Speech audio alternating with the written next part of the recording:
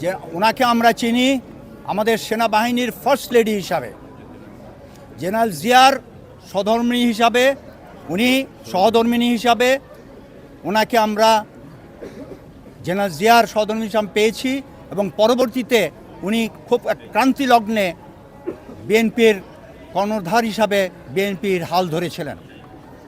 ওনার সম্বন্ধে বলার, আমি একটু ক্ষুদ্র মানুষ, আমার কোনো সেই সক্ষমতা নাই, তবুও আমি বলবো ওনার সাথে আমি 2008 সাল থেকে এই 17 বছর খুব কঠিন সময়ে ওনার সাথে ছিলাম, বিপদে আপদে।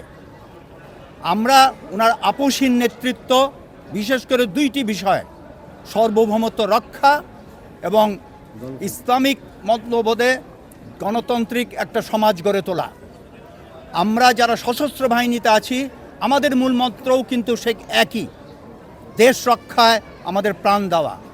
ওনার কাছে আমরা যেই প্রেরণা পেয়েছি, যেই সাহস পেয়েছি, সেই সাহস নিয়েই আমরা বলতে চাই, আমরা এখানে যারা সশস্ত্র বাহিনীর রিটায়ার্ড অফিসার আছি, এখন বর্তমান চেয়ারম্যান তারেক রহমানকে আমরা সেই কার্যক্রমে আমরা ওনাকে সহায়তা করতে চাই দেশ গড়ার।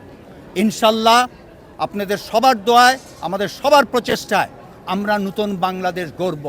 বাংলাদেশ ফার্স্ট, সবার আগে বাংলাদেশ, এবং সবার আগে আমাদের এই ম্যাপ এবং পতাকাকে সুরক্ষার দায়িত্বে আমরা সবাই নিয়োজিত ইনশাল্লাহ। আজকে এই মুহূর্তে আমরা বেগম খালেদা জিয়া এবং জেনারেল জিয়া দুইজনের কবরে আমরা আজকে মোনাজাত করতে এসেছি।